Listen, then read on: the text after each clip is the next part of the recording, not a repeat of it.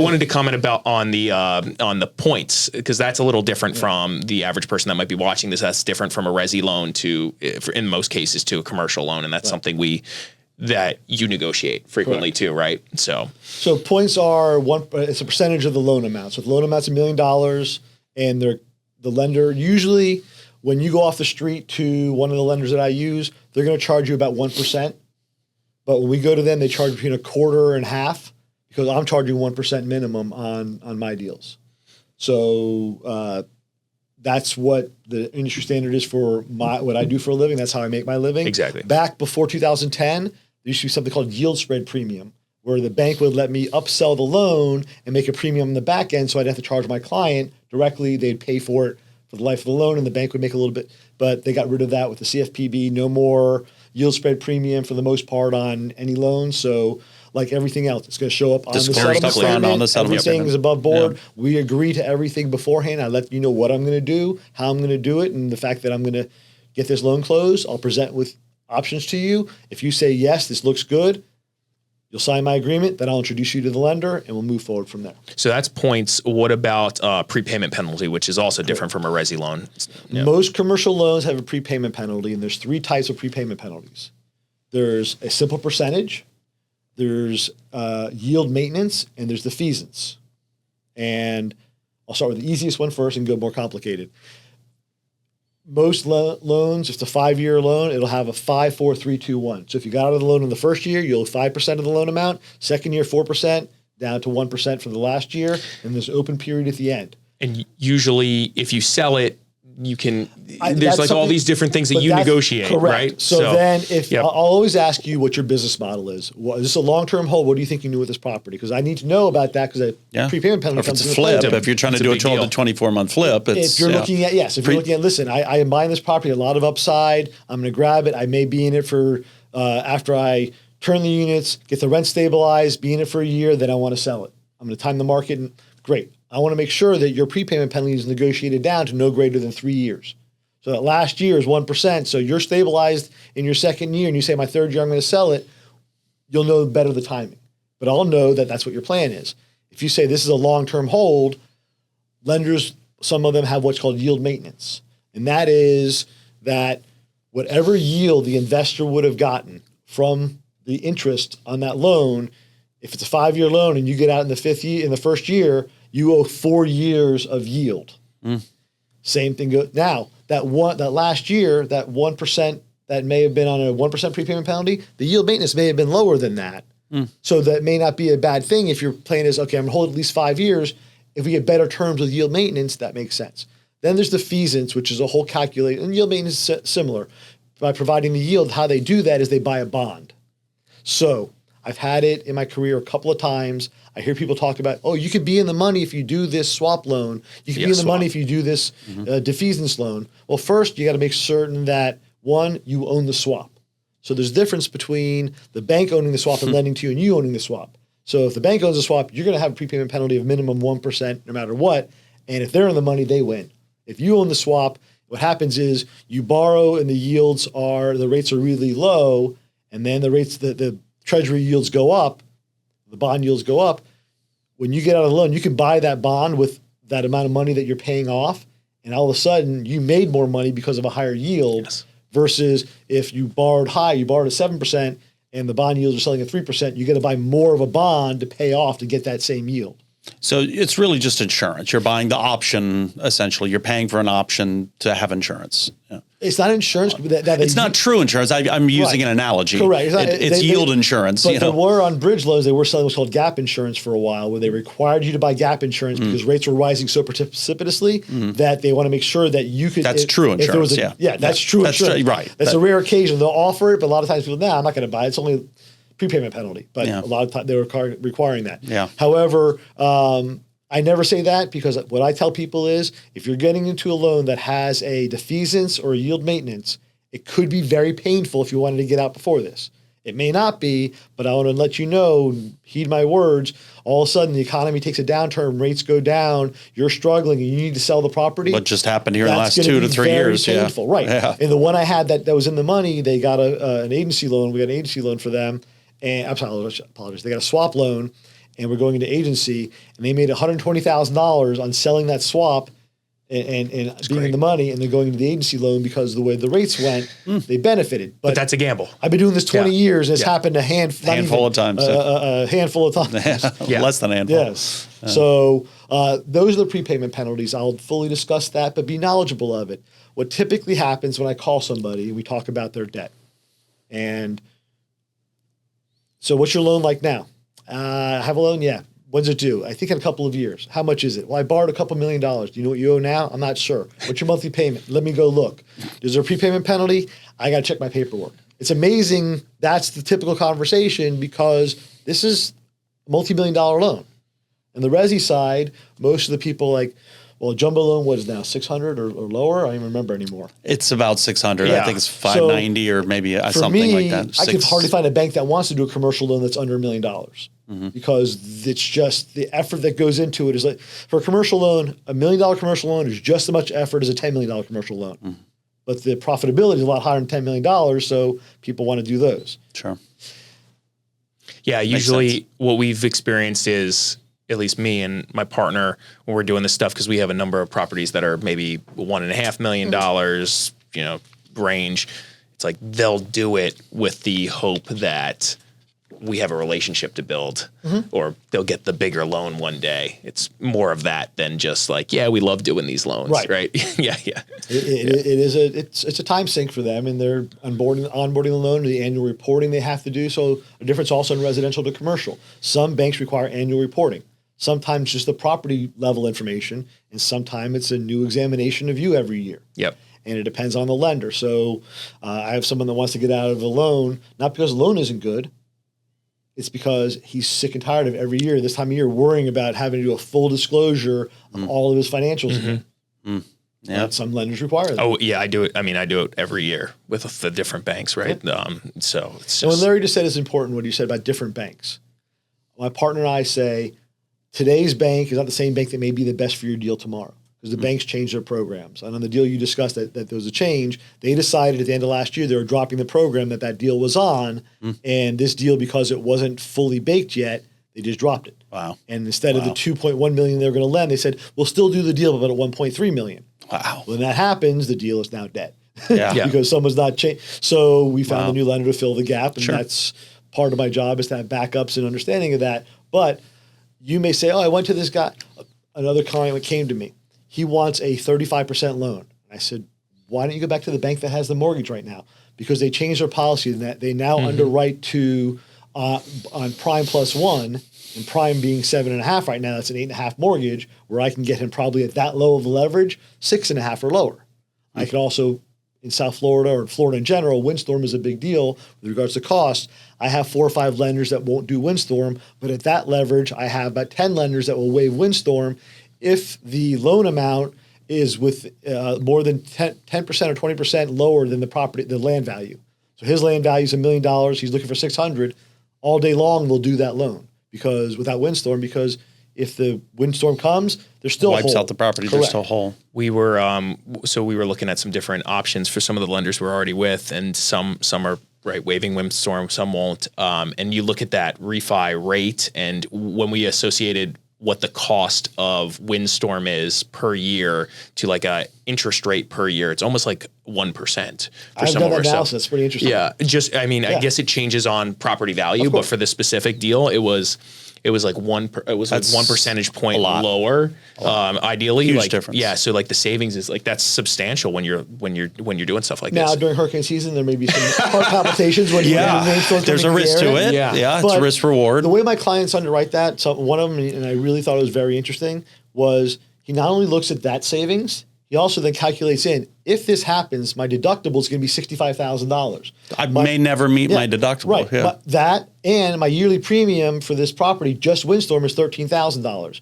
So in a 5-year period, let's say it's $10,000, $50,000 plus a $60,000, so I'm about $110,000 in 5 years that I may not have that much damage, or I can save Put it in my pocket. $50,000 because windstorm, I say to clients, when they look at me, well, but this rate's 7% and this one's 6.5. Just need to make sure you understand. Mortgage interest is deductible against income. So your mortgage interest rate is less important than the structure of the loan. Now, 2% difference is a big difference. But if I get you interest only for the first year and the rate's 0.5% different, you're saving on your monthly payment a lot, but that same mortgage interest is deductible against income. So that is a thing people don't think about when they're looking at rate, that the additional rate, yeah, it stinks on your monthly payment, but you're deducting all of that additional interest against your income. Yep. Yeah. So it does have a benefit. There's a benefit. Or people say, I have the cash to do it. Well, if you have, let's say it's 1031 money, and you have $1 million, and you want to buy a $2 million KFC. Well, $1 million KFC, let's say. KFC's aren't going for $1 million. A Wendy's franchise, $1 million. You buy cash for $1 million. Or, now remember, the tenant takes care of taxes, insurance, maintenance, everything. It's triple net. Or you can buy 2 Wendy's, getting a loan, and while your yield may be similar, combined, your blended yield, 4% on $100,000 is a lot more than 4% on $50,000. Yeah. So you're owning both of them. It's true. So you have the same 4% yield, but your actual total income is more because you have double the rents. Yeah. As long as you have similar yields between cash and financing. And that's what we'll go. We'll go through all the numbers and make sure it makes sense. But clients look at, well, I want to buy it for cash. Well, great. But if you do it this way, you can actually get more and you have a bigger portfolio and you're using the debt because while buying for cash has its benefits, you don't get the deduction. And then tax deduction, of the mortgage interest. Yeah, yeah. Oh, So it does have a benefit that people don't look like. Principal pay down is also the benefit. So while you're looking at that $100,000 of income coming to you after your debt service, et cetera, the tenant's also paying down that $1 million mortgage. So in 10 years, when you look at this and say, well, now my mortgage is $90,000 $900,000 versus $1 million, I made X amount per year, plus they gave me $100,000 of equity by paying my mortgage for me. Yeah. So there are benefits to doing it when you're looking at, I have a lot of people that were only and of course buyers. Appreciation of 2 properties versus appreciation of 1. I was going to make that comment. Yeah. You take 2 Wendy's at $1 million each, and you only put in $500,000, and the Wendy's double in value over X amount of years. Right. That's not a 2x return. It would be if you spent $1 million on one Wendy's, but that's a 3x return on each Wendy's. And right. You say or something like that because you're putting $500,000. I bought one with a 20-year lease and one with a 15-year lease. In 3 years, I'm going to sell the 15-year lease with 11 years left and keep this one because it's the longer lease. Yeah. Now you take that and you parlay that in your next asset and you still keep one. It's ways to grow your portfolio to use debt. Accelerate. I have some clients that say, I want to max out. Tell me what the max leverage you can get on everything. I want to pull all equity out at all times. I have other clients that say, I don't like to stress my properties. One of my clients said, if the cow is giving you sweet milk, why stress the cow? Well, it's also a situation of life you're at. For example, same broker, Daniel Cunningham, he put a client a year and a half ago into a nice gas station deal that was triple net. She's retired. She had a nice, a nice tranche of money she got. I think maybe it was for her husband who passed away and she got some life insurance. And this was just an annuity, essentially, more or less. So if you're 65 years old, you may not want to go aggressive and, stretch yourself or stress yourself. You may just want to have that cash flow and have cash deals. Fine. That's a different, time of life versus someone maybe who's our age is in the mid 30s or me in my late 40s. And I want to go, gas pedal to the floor. It's funny you say that because most of my clients would say, I hear about these triple net properties. Tell me more about them. I said, okay, you're in apartments right now. Mm-hmm. Your way you make money is by increasing your revenue and decreasing your expenses. Mm-hmm. Now, what I can do for that if you have debt on there is maybe reposition your debt if things get better. When you look at this lease for this KFC that I'm doing right now in Tallahassee, the guy sold his building that he had his business in. He's retired, he wants to travel. And this will give him $80,000 a year in mailbox money. And then when the bumps happen, he'll get more. This is after debt service. Mm-hmm. But I also said, so when you look at that lease, that's all you can make. You can't impact anything on your income or expenses. Mm-hmm. Now, this is the one that's at 5.82%. Now, let's say in 3 years, rates get down again. I hope, and I'm saying this to the camera, hope rates never get down to where they were during COVID. That means that things went all bad. Heck breaks loose again. Yeah, exactly. That's south. Really bad. Right. Yeah. A normalized, in my view, and I've been doing this a long time, if rates, strong deals in the 4s, deals that are good are in the low 5s, weaker deals in the high 5s, and bridge is still going to be 10+2. Yeah, yeah, always. Yes. But in this deal, if in a few years rates get down in the fours, we may say, okay, let's reposition your debt. Or now that you have rent bumps, you can sell into that next bump and rates are lower so people can give you more money for this asset. But the hardest thing with someone who's younger in doing that is, you mean I can't do anything. I can't change. Nope, that lease is what it is. And that's what you're buying. You're buying an annuity because it's spelled out in the lease with a guarantee from whoever the tenant is. When you hit a situation like 2020, 2021, where we printed trillions of dollars and inflation spiked and our dollar is worth 50% less than it was, 4 years ago, that's tough when you're on a more or less fixed income like that. You're making $80,000 a year. Well, the $80,000 in 2020 is not the $80,000 in 2025. You can't change it. Yes. That's a problem. And I promise you, the corporations will, during that time, they did call and ask for renegotiated leases. Oh, I'm sure. My client came to me and asked me, and I said, if you say yes, then they have you. If you say no, it was a Hooters in Kentucky, and it was coming up on football season, and they wanted to stay open because they were making money. I said, if you say no, they have to pay you. And it's Hooters. They're not going to they have to shut the store down because you can call them on that and kick them out, but they are leaving it open for a reason because it's profitable. They're just trying to test you to see if they can renegotiate. Absolutely. Now, it depends on your opinion. You can do it if you want to, if you don't have to. Yeah. It's your decision. Yeah. But back to they're all, every asset that you're going to buy, if you're looking at, should I put debt on it? It's a conversation to have. Yeah. I always like to approach things from a position of knowledge. I have some clients that are coming up on maturities in June, July of this year. And I have 2 of them calling me recently. What do you think I should do? Let's look at it today and do an analysis on everything. Then we can try to time the market the best we can because you have time. Yeah. If you look at this in April or May, we got to go. Yeah. If we look at it now, we can plan ahead and get you into something more comfortable, make sure we do dot all our I's and cross our T's before we get started and we're not under pressure. Yeah. The first thing you do is you go back to the incumbent bank and say, this is what I'm looking to do. Do you want to keep me as a customer? If yes, then we need to look at these aspects because that's your cheapest way to go. I can have that conversation with you in the bank to make sure that everybody's understanding and speaking the same language, but that's the first place to go. Then if that's not a good landing spot, then we look elsewhere. Good. And do you find that sometimes banks they got you in a 10-year loan, you're at your 5-year reset, they will negotiate to kind of keep you within the loan. They'll modify the loan a little bit sometimes, terms? Sometimes. It's a discussion. It's a discussion that you want to have. Especially if you come loaded with, hey, I've been talking to another bank and they're maybe willing to offer. You bring me in tow. Because of you. Right, you bring me in tow and I'm on the conversation. Listen, we're talking and he really has a good experience here. This is what's going to happen. His loan's maturing. What will you allow for to happen? Will you negotiate based on these factors? Because the cost of closing costs for a loan with my fee included, and we've studied hundreds of loans that we've closed. Obviously, a smaller loan, there's certain things like lien searches, like title search, like appraisals, like so certain things are per deal. They don't change. They're just fixed $10 million costs. deal is going to be a $3,000 appraisal. A $1 million deal is going to be a $3,000 appraisal. Yep. Can't change that. But your doc stamps and your title policy we can give you reissue credits. Correct. And those are things that have, and doc stamps are based on loan amounts. Based on loan amount. But it's about 3% of loan amount is total closing costs, including your fee, my fee, all things all in. It's about 3%.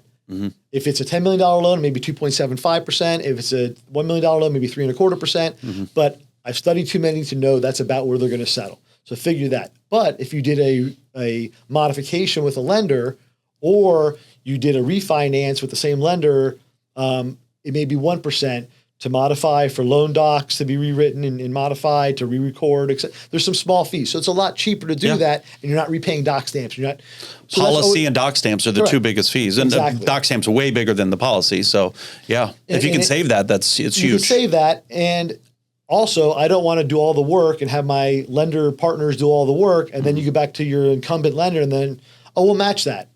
And now if you have an engagement agreement with me, now it becomes a legal issue that, hey, you signed an agreement for me to do all of this, and then so that's why I want to have the conversation up front. Make sure that the decks are cleared, we know what we're facing, and we're exploring all the options because, and I tell clients frequently, it's not that you have to do the loan with me. I want to make sure you're in the best position. If moving forward with me is the best move to make, let's do it, and I'll earn my fee. If not, I'm going to guide you to, and the guy I was talking about, the helicopter pilot earlier that I mentioned, when we were first doing that loan, I said the seller was like, I don't want to hold paper. I said, do me a favor.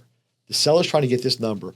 Have that conversation one more time, because you need to make certain, because the loan I can get you right now, because the property is so low in its income because they've mistreated the property and you need to put so much into it, is going to be more bridge debt. And bridge debt isn't really it's expensive. So went back to the seller and they made an agreement.